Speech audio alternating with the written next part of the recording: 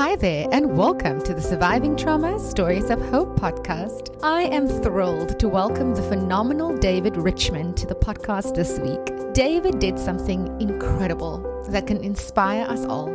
After losing his sister to brain cancer, David has organized a yearly fundraiser in her memory, the most recent being the impetus for his newly released book, Cycle of Lives. 15 people's stories, 5,000 miles, and a journey through the emotional chaos of cancer.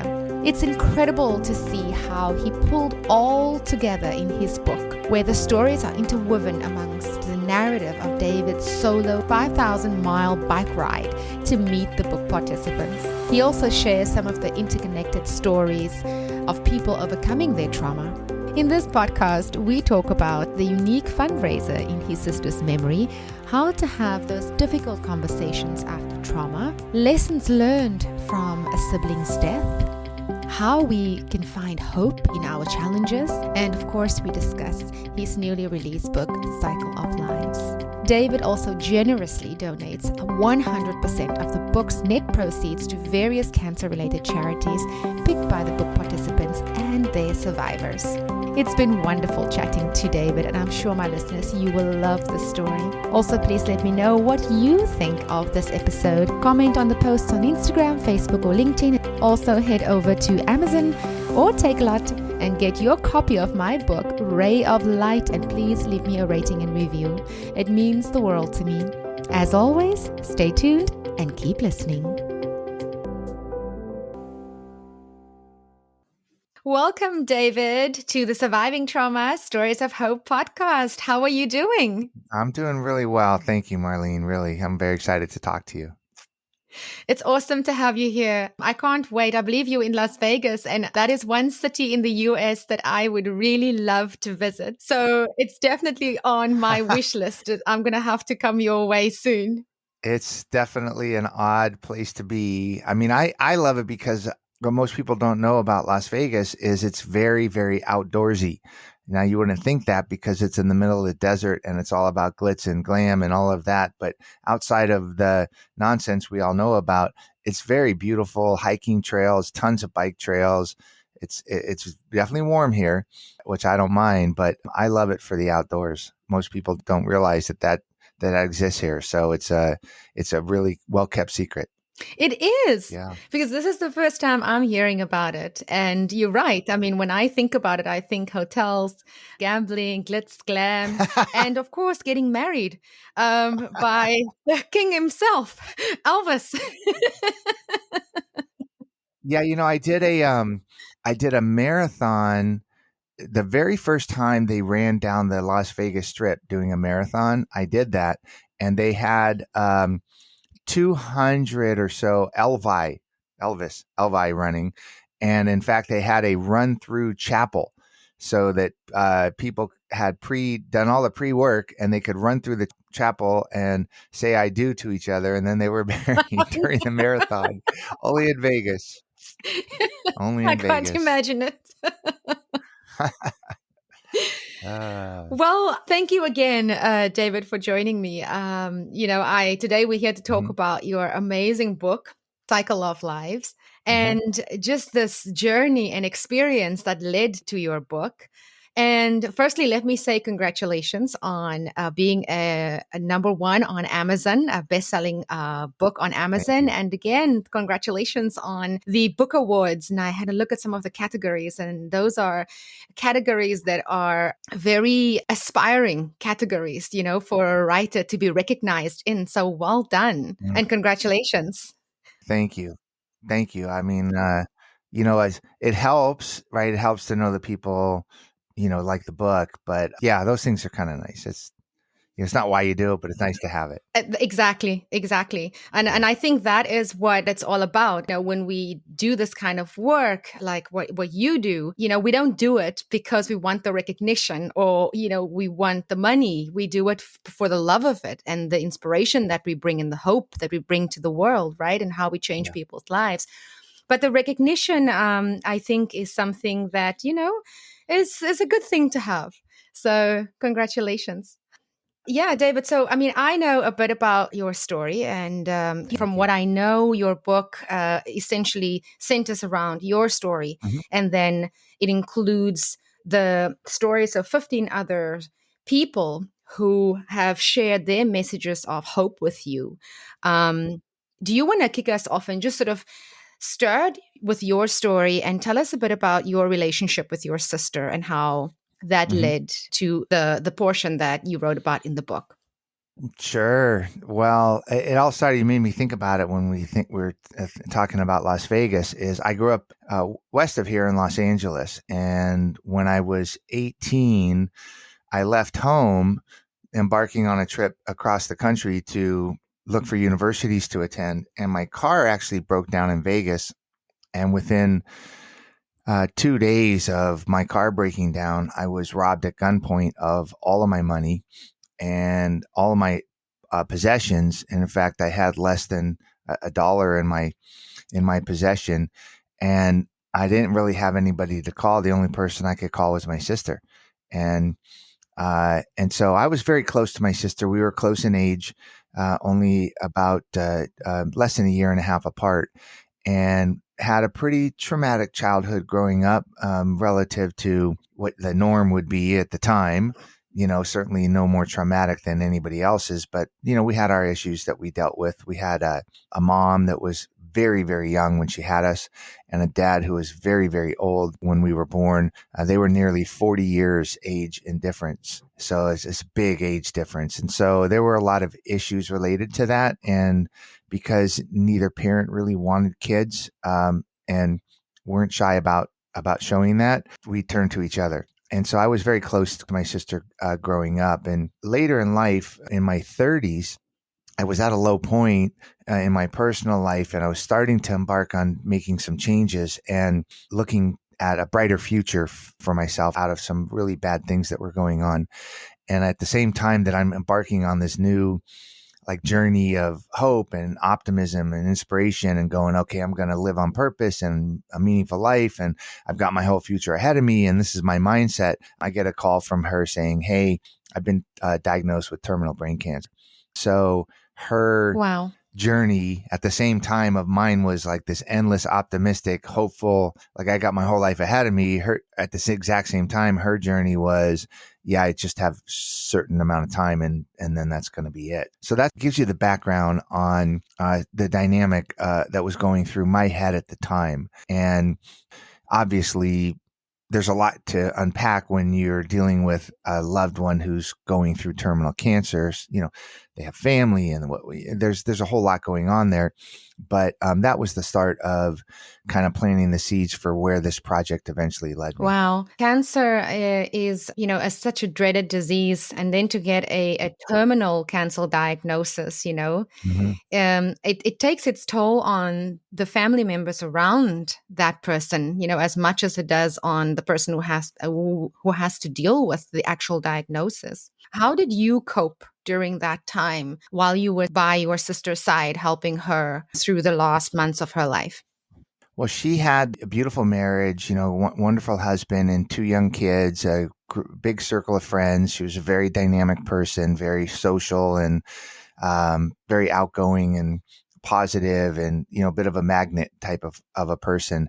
And so she had a big support network around her. And fortunately, her cancer was a very, very rare type of brain cancer that afforded her the ability to be a board study at the hospital that took care of her, the cancer center that took care of her. So she did get multiple points of contact as people wanted to study her and her disease. So it probably prolonged her life a little bit. So the extra care that she got and the good support group that she had took away some of the loneliness and the despondency that's going to naturally be with something like that. And she was actually afforded maybe 3 years or so during the battle to kind of wrap things up. And so my relationship with her during the time in which from when she got diagnosed to when she passed was, in the beginning, a lot of optimism, a lot of hope, a lot of we're going to beat this, a lot of like, let's just live our lives and whatever. And then,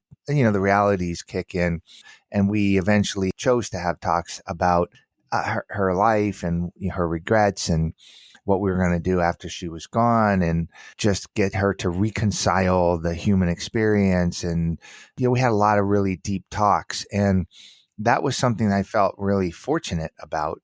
And I didn't know any different because that's just the way that we had it. And I had never gone through an experience with someone at such a deep level that was dealing with such existential, issues.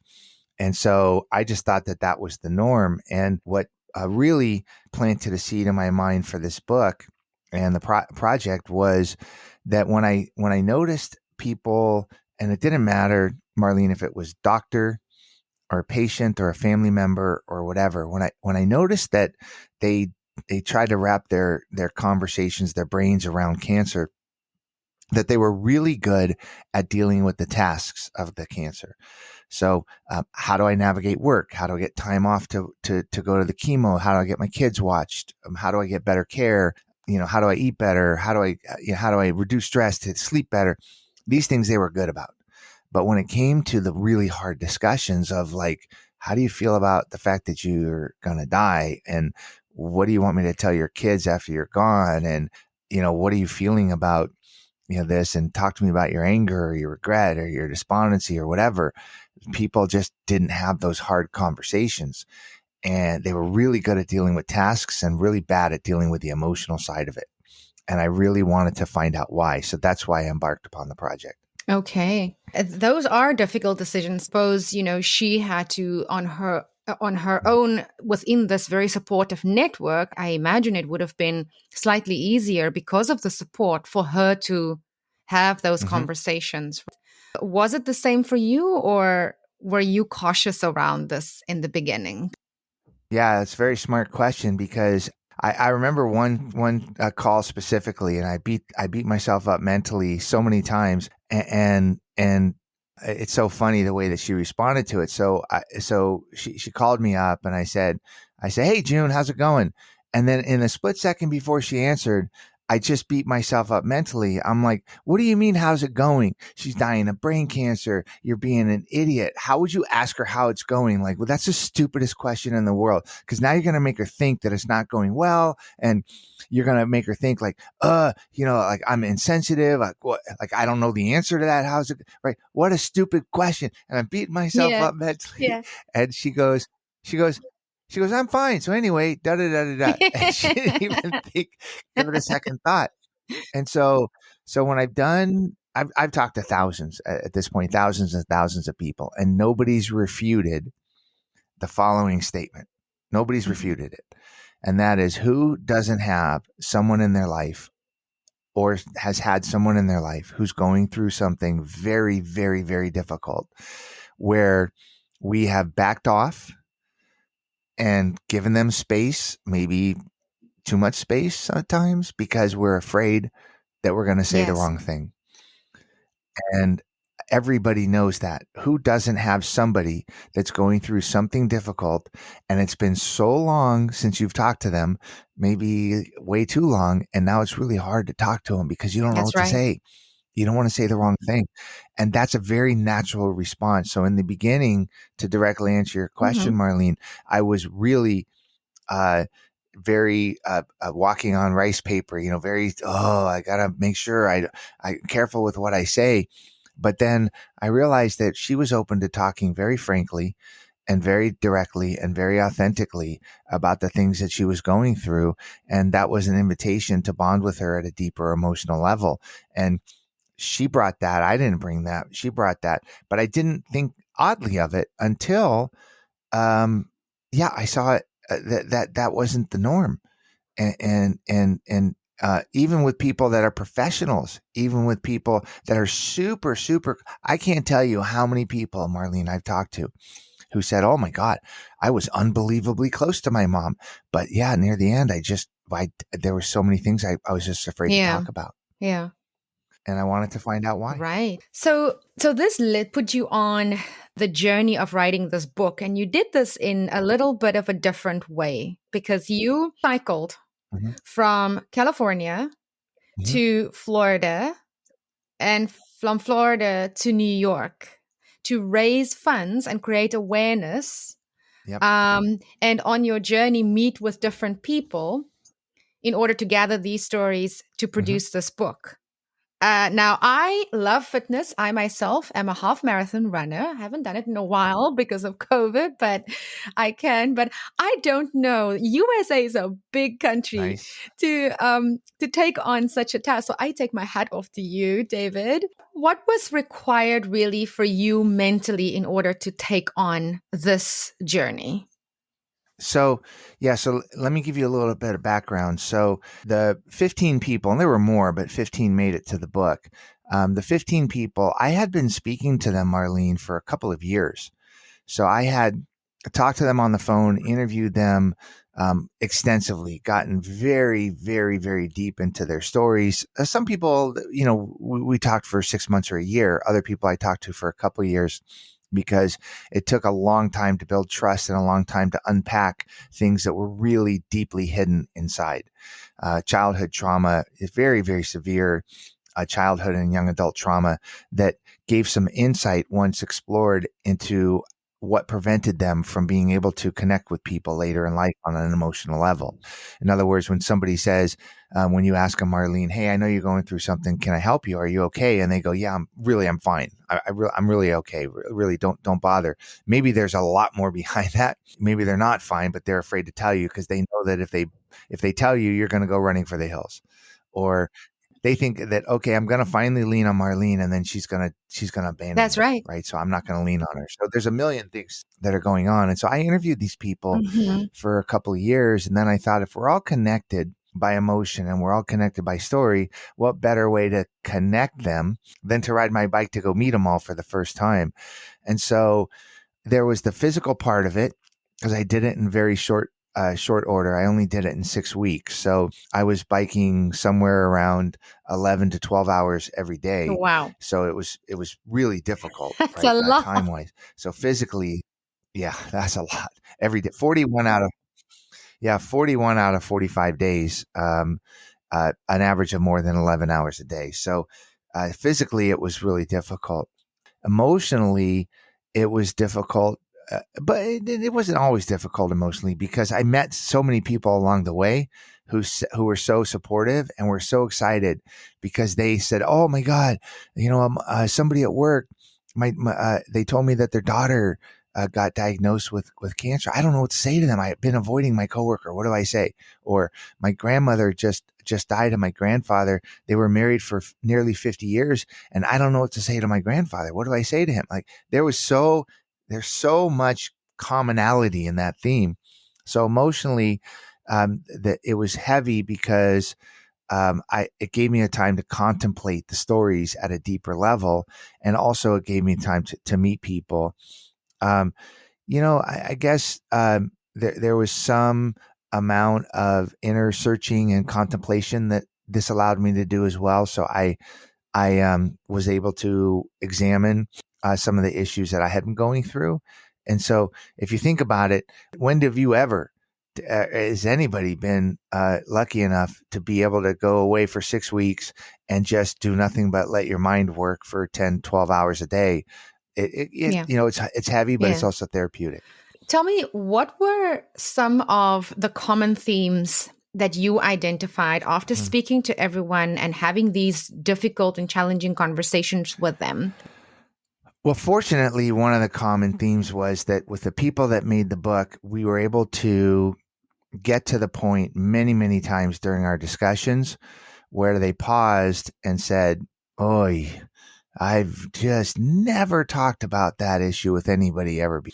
And so that was a common theme, and that was a gift, right? Because that's what I was trying to do, was understand the human condition, understand what lies really, really deep in ourselves, that's vaulted so heavily with these iron doors that we never let it out and we never let anybody in to see. And I felt like that was a true gift. And so the common thing that everybody had was, we were able to meet at a point where we built enough trust that they were able to tell me things that gave me insight into the human condition that they hadn't explored before. So if you frame that around the fact that also every person, when I talked to them, it was amazing, really early on said, my story's not that interesting. And I'm like, Really, you were in an abusive relationship for 4 years. You've had 5 different cancers over 35 years. You've taken care of, 10 different people who have passed away from cancer during the time that you were going through your treatments.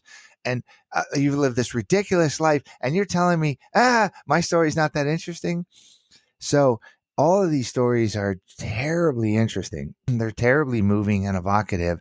And I love the fact that everybody believes, my story's not that interesting because we're just living our lives, right? We don't know any better. When you see somebody going through something and you're like, oh my God, there's no way I Yeah. could ever do that. And they look at you going, I don't know what you're talking about. I'm just doing what I'm doing. There's no way I could do what you're doing, right? Because we're all just living our lives. So that was pretty interesting. Yes. I think the other thing that was common, Marlene, with everybody was to some extent a fair amount of isolation. So as they were dealing with their trauma on the emotional side of it was very isolating. In other words, they had been abandoned by their friends, willingly or knowingly, intentionally or not. But they had self-isolated out of fear of bringing people down or whatever else. And so oftentimes at their most needy times was the most lonely time. Trauma has a way of really amplifying the fact that we really are alone in the world. And if you also reflect that against previous traumas in life, it just can spiral itself. And so everybody had some level of truth to the statement that they felt alone. And even people that had very, very close, loving, deep relationships with their family and their loved ones, it still was a lonely place at times for them, especially on the emotional level. And I didn't want to solve any problems because I'm not qualified to solve any problems. I just wanted to give some insight into that so that you and I could maybe be armed with a little more insight, a little more information, and then bring that to our own lives. So the commonality of those books is just, hey, who doesn't have trauma? Who isn't feeling alone at their deepest and darkest times? And what can we do to better connect with people and to allow other people to connect to us? That's the theme of the book. Yeah, wow. You were making me think of a keynote speaker that I listened to recently, and she was born without Mhm. arms and shortened legs. And she was very inspirational, and she's a clinical psychologist. She said the very first time someone asked her to speak about her story, she Yeah. thought, what would I speak about? I mean, I'm just living my life. And so, just to connect to that point that you made. Yeah, it's very interesting because you know that anybody that has listened to this woman talk is sitting there in fascination, going, "How in the world?" And she's just sitting there going, "Hey, man, I'm just living my life." It's crazy, Yeah. right? Yeah, this is just who I am. What was interesting also about this other theme of loneliness and isolation is that it is so common after a instigating experience. The traumatic the traumatic impact that it has is one of isolation, because I think as trauma survivors, we firstly see that there is an impact if you talk about it to those around you. And secondly, for me, I think survivors are also scared that they will be met with judgment rather than compassion. And so Hmm. I think, coupled with the shame of whatever the traumatic experience is, can make the world very, very small. Hmm. So tell me, how did these survivors cultivate hope? Yeah. So not every story finished with a happy ending, right? Not every, because life is not just one big happy ending all the time for everyone in every situation. But every one of the stories was hopeful. Every one of the stories was inspirational. Everyone was had multiple points of teaching us about how humans can overcome whatever they're going through or what they have gone through and be at peace with their lives and look towards the future. To me, that's the important thing. So an example of that would be the very first story in the book is a story of a gentleman named Bobby. And Bobby was a angry, unhappy guy. He had been married unsuccessfully twice. Both marriages failed for very, very bad reasons. It was an angry guy, nearly bankrupt in his business and just picking fights. And he was just not the best guy he could be. And he gets set up by a friend and reluctantly goes to meet this woman for a date.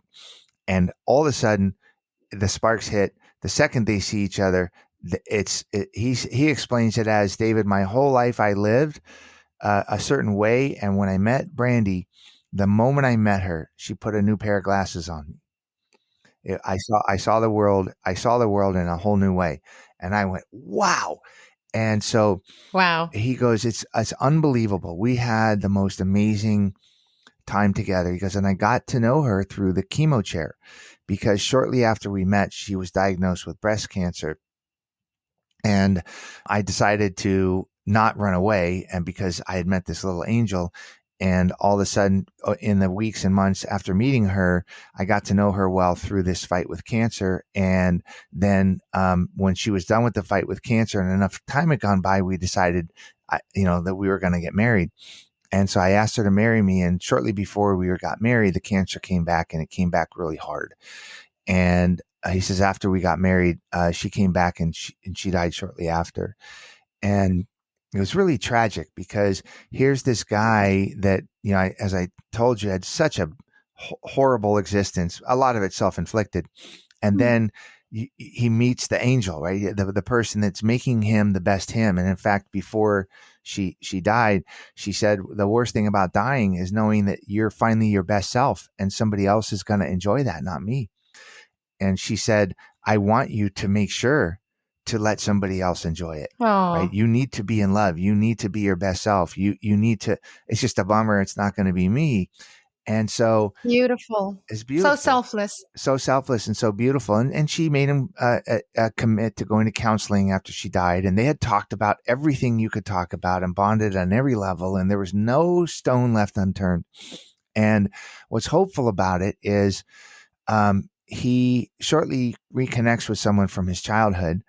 And they both have talked about their trauma and what's going on. And they end up falling in love and getting married. Now, this is going to be his fourth marriage, but they're married now more than a dozen years. Every year they do a fundraiser for Brandy and in her name and honor. And it's something that they really look forward to every year. They have this beautiful life. And I said near the end of my conversation, I go, dude, like, how do you frame all this stuff? Like, how do you think about it? And he said to me, he goes, if Brandy didn't die, he goes, I'm positive we would be so happily married. We would have kids. They'd be mostly grown by now. I would have lived the greatest life I could have ever imagined living, but that didn't happen. He goes, right now, I am the happiest man you could ever imagine. I've got a wonderful wife who loves me to death. I'm fulfilled in every way possible. I've been able to live my best self for so many years, and I'm so happy, and I'm so grateful for everything that I've gone through. Yeah, it didn't work out that way, but I wouldn't change where I'm at right now for anything, because I'm the happiest I could ever imagine being. And so even though it's a tragic story, and even though you think like, oh my gosh, like how much can somebody endure?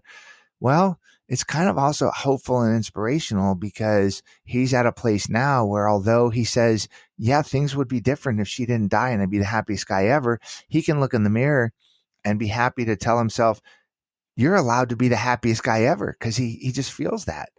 And so it's very hopeful and inspirational that there's always a better tomorrow around the corner if you believe it. And maybe not for everyone, maybe not always, but even for a moment, for him, for years. Yeah. And so each one of the stories has some positive, hopeful, inspirational tenets to it that really make you lean in and go, wow, man, humans are amazing. Yeah. And what I love is, I call them way station relationships, because life will always bring you an opportunity to grow. And if I'm listening to Bobby's story, Brandy was that way station, that place that he needed to be in order for him to incubate and grow Hmm. on his way somewhere else. Because look at all the work that he now with his new wife are doing, serving in her honor, Yeah. right? But she was that Yeah. placeholder for him to grow. And then she passed on when her Yep. purpose was fulfilled. That's incredible. That is incredible, David. That is Right. beautiful. Yeah. So a lot of the stories, they come from tragedy. Yeah. People that have dealt with things that we couldn't even imagine how they deal with it. But oftentimes, not every time, but oftentimes they come out on the other side so much better and have taught us and have learned themselves how to overcome and live a better today. And that to me is, I mean, how fantastic, how wonderful is it to aspire to that, knowing that other people, because we know, like, we know people have it rough, but we don't know. We just don't know. Yeah. We don't know what people are going through. We don't know what they've Yeah. gone through. We can have an imagine. Every once in a while, there's a news story where you kind of think you understand what's going on, but you don't. We don't know what people are going through. And honestly, nobody really understands Yeah. what we're going through. And so in our heads, when we see somebody overcoming something, and we can really bond with them on a level that says, I know this person. That's the thing I think most about. The most feedback I get about the book is, in fact, I just had somebody who was helping me with some marketing say, oh my God, you sent me pictures of each of these people. I can't believe it, because I know so much about, I feel like I know them, but I don't know what they look like. And she said, oh my God, finally I know what they look like. It's like, oh, so we know them so deeply. And it's very aspirational to say, well, if they made it through this, then I can make it through that. Exactly. And so yeah, that's been a great part about the project. David, I wanted to ask you, when it comes to the feedback from the book, I mean, you get reviews, people are inspired. Hmm. How, through the feedback, has this book transformed people's lives and their purpose? Because I'm sure they tell you in some way Hmm. how it's impacted them. Can you share some of that with us? Yeah, I'll share two that just completely stick with me. And one was a gentleman who was a gastroenterology oncologist. Wow. So basically dealing with everything not pretty in the oncology Mm-hmm. world. And he did this for nearly 30 years. And then he left to start a foundation and do a bunch of things. And I connected with him, and he read the book, and he sent me this beautiful note. And it said, David, he said, the first time I read your book, I read it in horror. He says, I read it as an oncologist, and I was so ashamed of myself for not knowing what my patients were going through. He goes, 30 years I was an oncologist and I had no idea. He said, it really knocked me on my butt. He says, I just had no idea, and I was ashamed, and I was mad at myself. He goes, and then I just let it go, and I said, okay, just read it as a person. So I read your book a second time, and I took my oncologist mind out of it, and I just wanted to be a human reading the book. And he says, and I was so touched by what people go through. And so I thought to myself, wow, I mean, that's really amazing, right? How cool is that he felt that? And then at the same time, I had a woman who was a critical care nurse. And she said, I've been a critical care nurse for 15 years. She sent me this beautiful little email. I've been a critical care nurse for 15 years. She said, and I'm very good at what I do, and I go through my daily motions really well. She said, but I've been closed off to the fact that I'm actually dealing with people, not patients. And she said, your book has inspired me to once again realize that I'm dealing with people. I'm not dealing with patients. Yeah. And I went, wow. Wow. How cool is That that? is, because it's coming from the most unusual place. I mean, I think when you sit Mm-hmm. down and you choose your reader, who it is that you think you're speaking to, I don't think in your wildest dreams you thought, I'm going to be talking to the medical staff about their Right. patients. Right. And so, yeah. And Yeah. so it's phenomenal. Yeah, and clearly I've gotten a lot of feedback about how the stories are inspirational, and they've given some insight into the human condition, and it's armed people with more feeling more empowered to start hard conversations. And so that feedback is wonderful, because that's what I set out to do, is how do we start the hard Right. conversations that everybody needs to have. Because it's hard. It's hard. It's hard. Yeah. If you had a college roommate and the college roommate told you they were going through something later in life and they lean on you for some help and you're like, gosh, man, I don't really know them and my life's going great and their life's bad and I don't know if I can, and then you just kind of disappear. Like that's so much easier to do than to just, jump down into the dark holes with somebody and try to help them deal with whatever they're dealing with. Sometimes it's easier just to close off to it because it can be hard. It can be hard to have those conversations. And so, yeah, that's what I feel is most important about books like this. And look, I don't want to take anything away from any one story that might inspire you, but for me, that one story would inspire me in a situation that I could replicate the emotions of that situation. What I wanted to do with this book was young, old, cancer one time, cancer five times. They lived, they died, they had no family, they had a lot of family, they had, trauma like suicide, abandonment, those kind of, like I wanted to cover as many things as possible so that somebody wouldn't go, oh, how do I lean into, Messi as an inspiration? Well, I don't have anything in common with him, and I can't really bond with him on an emotional level and be inspired. But when I learn about the human condition at such a deep level with people I can identify with, then I can be inspired. Mm-hmm. And I think therein lies the connection. It's that we want to be able to connect with somebody that has a shared experience because we feel that assurance that the person that we are either inspired by or who we are speaking with or the character in the book, but in the nonfiction book is someone that I can directly relate to. Yeah. And I can take a leaf out of their book on how to process my emotions. What is it that they did that I'm not doing? Or gain a different perspective because perhaps the way that I've been thinking about this and being stuck in it with their new perspective, now it starts to make sense. And it's just a small shift that you needed in order to do that. And so I think it also speaks to that connection with a shared experience and also healing in community, because we take from different people, different experiences. And in that community, we find our healing and we find what works for us.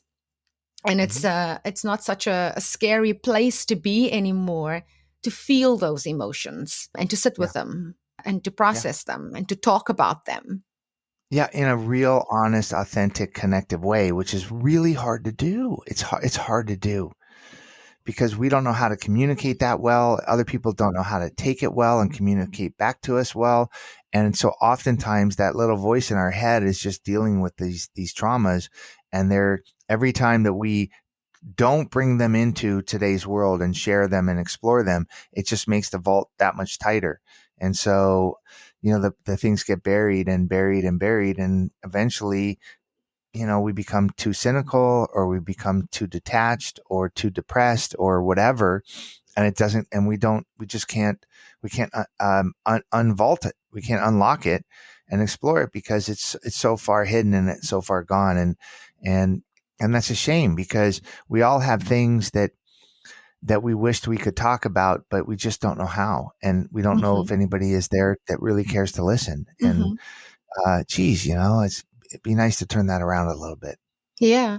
And I also think, when you share your experiences, whether it's with family or friends, there's always the reaction that comes back at you, right?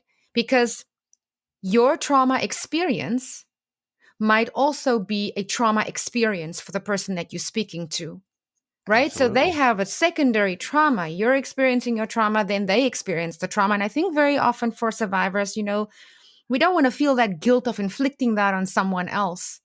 Yes. Because we see how difficult it then becomes for family members, caregivers, loved ones to deal with it, right? And so it's better to go to that lonely place and start keeping everything inside.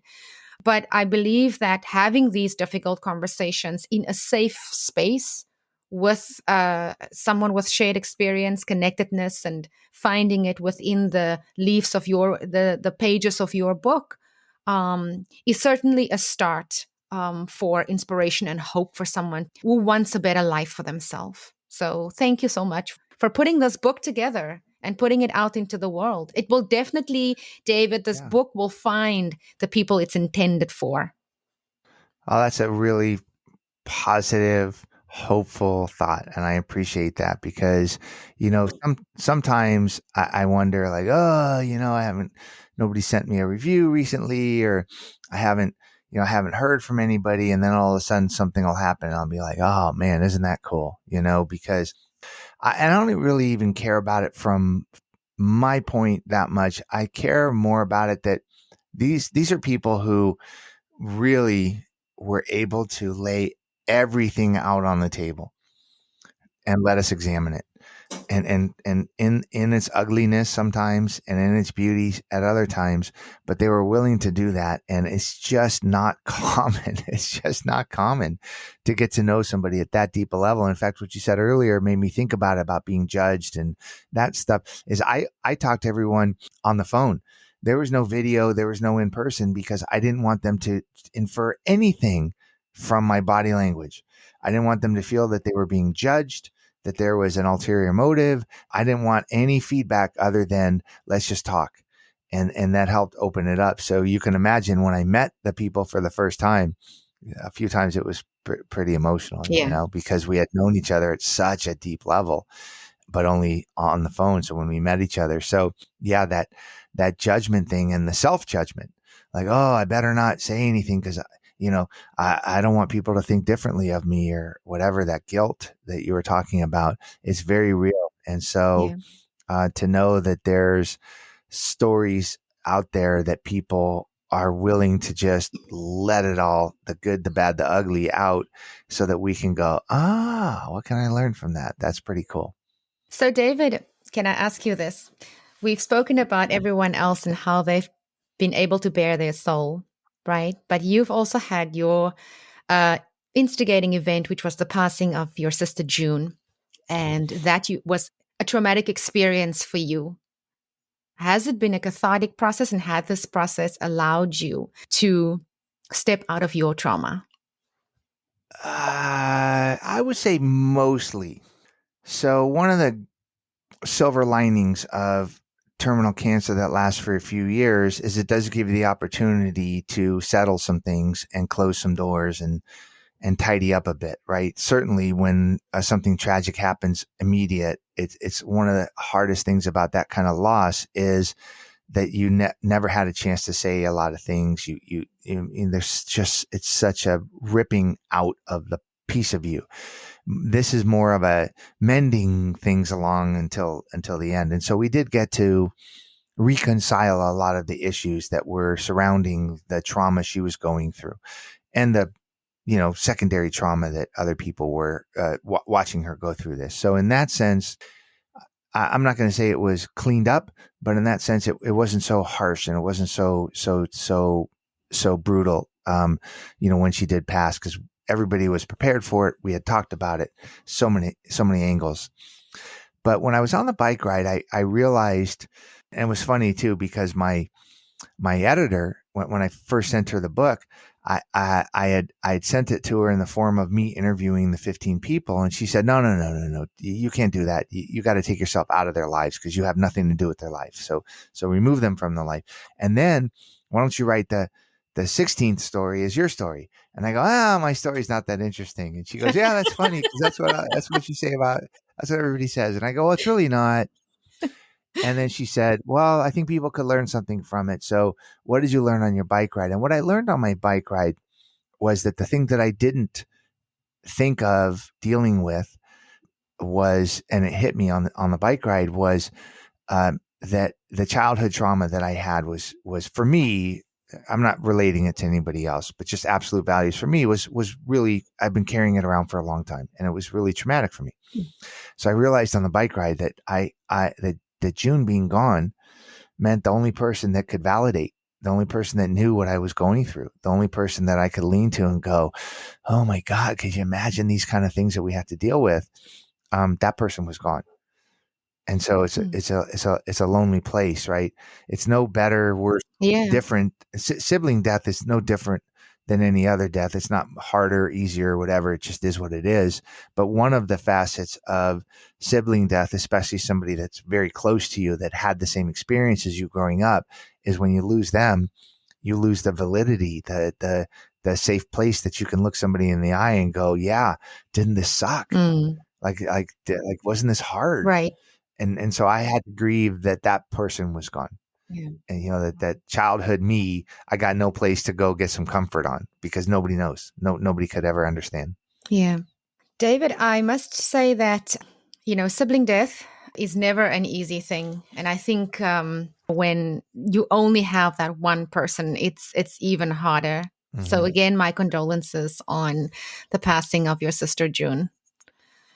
Oh, that's nice of you to say. I mean, look at everybody goes through difficult things, and look at if life would be very, very different, right? Had she not passed away. But how fortunate am I that the lessons that I learned from her and the lessons that I've uncovered from others because of her, it's a pretty good legacy. I mean, she's got kids that are grown, and she has a lot of friends that have kept her close to their heart, and there's that type of remembrance and legacy. But how nice is it that she inspired so many people to open up and talk about, and that she was able to give me a good mirror to reflect that not everyone has the ability to have hard conversations, and she did. And so what can we learn from that? Yeah.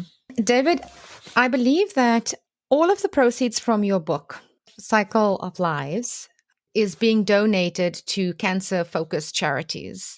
Do you want to talk a little bit about the different charities and how you support them? Yeah, sure. Thank you for that.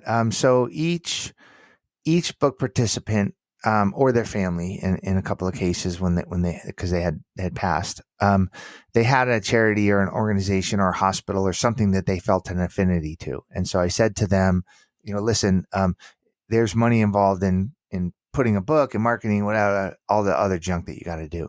But anything that comes in after all that, right? 100% of those proceeds, I'd like to divide that up between the organizations that you feel an affinity to. So those are listed in the book.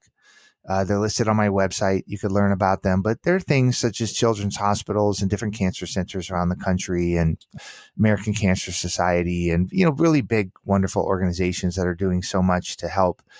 There's one organization that a few gave to. I'm actually on their board now. It's called Stupid Cancer, and they are one of the largest organizations dealing with adolescent and young adult cancer community, which is a very lonely community because oftentimes you walk into a cancer ward and everybody's very, very young or very, very old. Mm-hmm. And they're not people that are dealing with school and family and fertility issue and embarking on their careers. And so it can be a really lonely place to be a young adult with cancer. So yeah, so these are all great organizations. They're all doing really, really good stuff and supporting the community and trying to help people deal with things. And so, unfortunately, there's not a lot of money in books, but fortunately, all the money that's in this book is going to good causes. Fantastic. Any last words of inspiration, David, for the listeners? You've been incredible. I've just been soaking up everything that you've been saying, and you've been absolutely wonderful. Any last words of inspiration? Yeah, look, and thank you for that. Right, I'm not a preachy kind of person, and I don't do that. But the one thing that I've learned, and it stuck with me, is not only should we realize that we don't know what people have gone through or what they're going through. Right, we got to keep that a little bit closer to our hearts because it really is true. But at the same time, other people don't know what we're going through and what we have gone through. And we oftentimes don't give people a chance that might care about us and might be there for us in a way that I know it's hard because a lot of people do abandon and a lot of people don't understand. And maybe sometimes they're going to say the wrong thing or have the wrong reaction. But, nothing ventured, nothing gained. Maybe we could understand that people might care about what we're going through or what we have gone through. And so if we can gather some tools that allow us to communicate in a connective, authentic, real, meaningful way with even just a few people.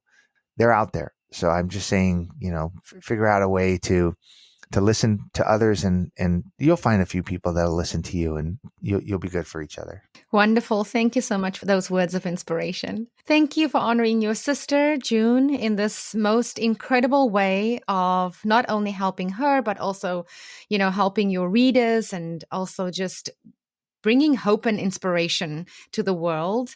And thank you for shining your ray of light and for standing in service of humanity. Thank you, David, for Yeah. joining me today. Oh, you're very, very welcome. And I know a lot of your listeners are very, very far away from where I'm at. There's an Audible. They can get an audiobook of this, and it's fantastic because 15 different voice actors, read each one of the stories. And so it's really, really amazing. So getting the book might be difficult for many in your audience, but the electronic book, or certainly the audiobook, is awesome. The audiobook is really, really cool. Okay, so we can find the book, and I will list it in the show notes below on Amazon.com and also on your website. Yep. Okay. Yep. And they can get the electronic, the hard book, or the audiobook. And either way, if you take the time to read or listen to it, I totally appreciate it, because who listening right now is not busy as heck. And they've already given you an hour of their time. That's yes. awesome, And right? let me tell you something. People love audiobooks. I have come to learn that people love to listen to audiobooks. And so I'll definitely link it in the show notes, and the listeners can grab themselves a copy. Thank you so much for joining me. Beautiful. Have a great day. You're welcome. You too, Marlene. Bye. Bye. That wraps up this podcast episode. Thank you for listening. If you enjoy my podcast, please take a minute to give me a rating and review in Apple Podcasts. Please subscribe in your favorite podcast directory so you don't miss an episode. Please consider following My Centered Life on Facebook and Instagram for daily inspiration. Thank you so much for spending this time with me. You can catch me again in the next episode.